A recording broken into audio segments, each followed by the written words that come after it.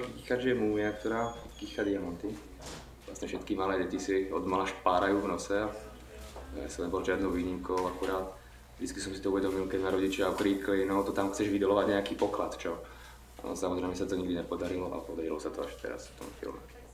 Ten film se odehrává v těch vlastně nejsložitějších podmínkách, jaký si vůbec jako mohl si vymyslet, jo? Protože to je gangsterka, akční, v noci, je tam jízda autem ulicí, dokonce je to přestřelka za jízdy autem v tunelu někde.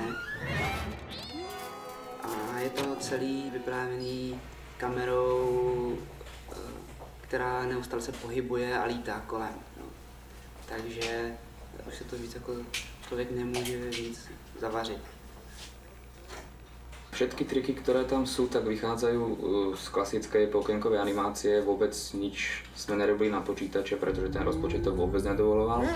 Takže všetko som musel robiť naraz priamo v kamere a videlo sa to hneď na denných prácach. No ta predstava bola teda o mnoho divokejšia než ten výsledok, ktorý je. Tento film není v souladu s dogmou 95. Ta technika snímací je vyvinutá v 50. letech a do dneška vlastně se s ní točí a tam vzniká určitý omezení tímhletím. Jo. A mám pocit, že postupně z těch nápadů jako musel člověk stejně nakonec nějak ubírat a musel to tomu podřizovat, protože by tam strávil zbytek života na tom filmu. Chceš to tak jako realisticky, minimalisticky, manieristicky. To nevím, co ty si pod tím představuješ. A prava by měl být kontra, což by v podstatě jako z pravé strany, že by to mělo jakoby lízat rovnoběžně ten most. Ale ta loutka je tak postavená, že to bude přední. Jako bude hodně přední, jako to světlo. Byť mě nebudeš, protože bych ti to vrátil. Počkej, tady jaký kýche? Ze spoda. Tam šel ty ruce, no, tady v popředí někde, no.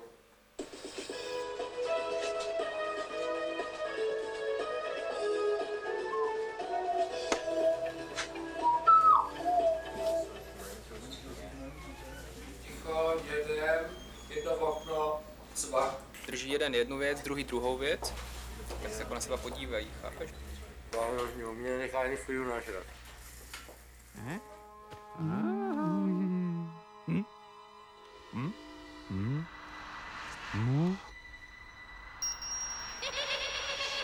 Pre mňa bolo zásadné komunikovať s Lenkou, ktorá vyrobila všetky tie loutky a ktorým tiež aj domyslela tie vymieniacie čeluste.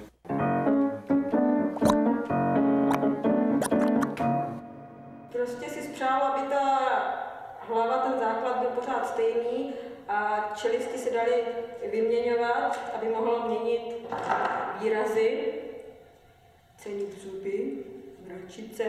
Loutka původní, ta měla prostě kloubovou kostru, byla animovatelná celá v kloubech, jak má člověk, v loktech, v zápěstí, v kolenech, v kyčlích, v pase, tohle z toho, že je jenom taková drátěná vycpávka. Potom jsem dávala dráty do všech míst, kde se může s něčím pohnout, znamená, celý ten kabát má všechny švy vycpané tenoučkýma drátečkama, dokonce myslím, že i pod tou kravatou je drátek. No najhoršie bolo vymysleť tie dlhé sople, ktoré sa ťahajú tomu kýchačovi z toho nosa. Sopl byl tak dlouhý, že dosáhl až tady tomu velkému otvorovi kýchačovi na zem, dá se rozdělávat. Je animovací. Je to taková hmota, prostě prášek a hrozná chemikálie, musí se to smíchat v přesném poměru. To míchá, až to vypadá jak med, pak se to nalije do forem, na každou tu část jsem měla samostatnou formu, i tady je to slepené, tady a tady, protože v těchto místech se to všechno rozpojovalo.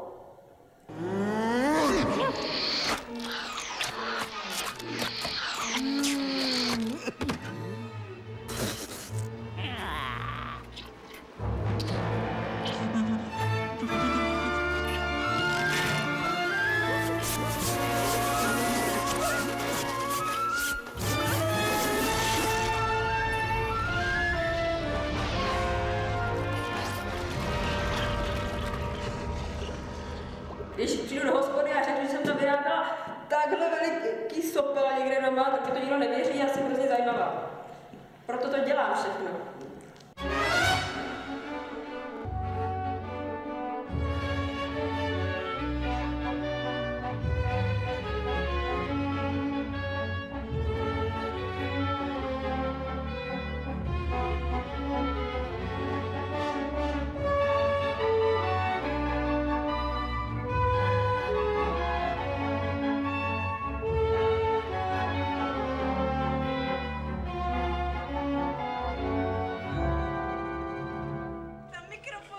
Musíš natočit i nás, který...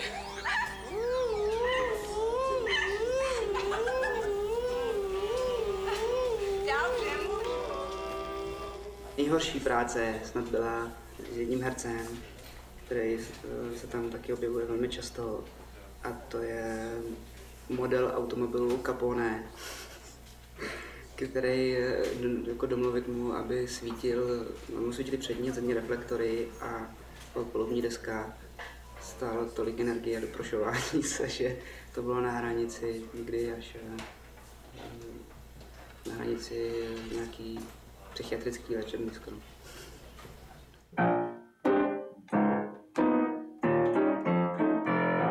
Ještě jeden. No to možná trošku pomalé, a nad tím běží prostě melodie v saxofonu, že jo?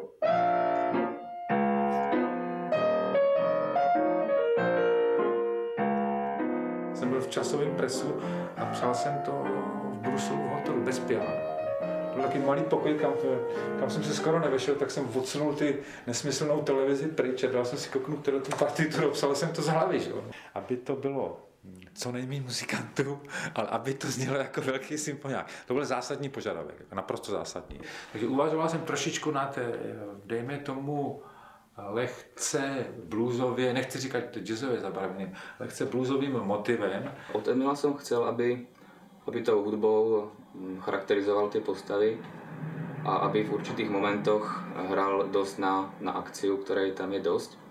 Sednu si do křesla, pustím si ten film, pustím si metronom, že jo, tohle. Konečky to už nějak. Jo, a teď se na to prostě koukám a zpívám si to pupak, že jo. A takhle si to zpívám, že jo, pupak, že jo.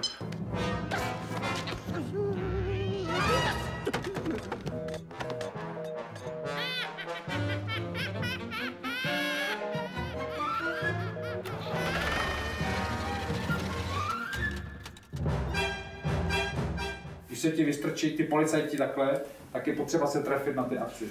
Dirigent, když to diriguje, tak dává pozor na čas a když se mu objeví první policajt, druhý policajt, třetí policajt, tak se přesně s tím akcentem v těch hornách se snaží trefit. Jako. No, když se netrefí, tak musí hrát ještě jednou.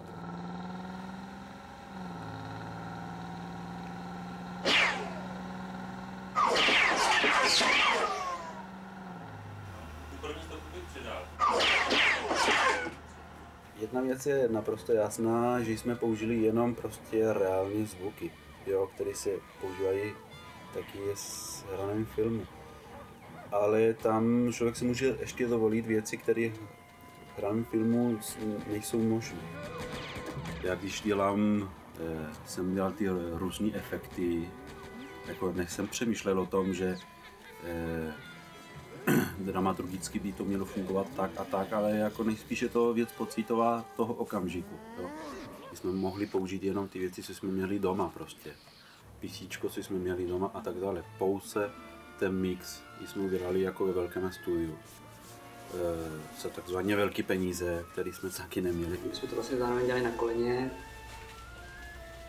což bylo to prostě lehce takový, byl to sportovní výkon místama. V poslednom ťažení ma už len zaujímalo to, keď to uvidím na tom plátne, pretože sme od začiatku koncipovali ten film s tým, že to bude na veľkom plátne, žiadna televízia. A naozaj asi posledný pol rok už som to len chcel vidieť a to bol fakt taký zotrvačník, ktorý som išiel a kariéru som to nějak prežil. Vlastně, kdyby ten film byl zřejmě hranej, tak by to bylo naprosto neskousnutelný klišé, ale prostřednictvím jakýsi nadsázky kterou už ten animovaný film sám v sobě nese. Už v principu to nabízelo z toho nějakým způsobem vycházet a zároveň to se posouvat ještě dál a lehce to i parodovat možná. Tí gangsteri sa úplne bezhlavo rútia za niečím a vďaka svojej vlastnej hlúposti a chamtivosti sa vlastne úplne zrušia, úplne sa zničia. Au! No Veľký kýchač sa tvári ako veľkofilm so všetkými kladmi aj zápormi. Hotovo.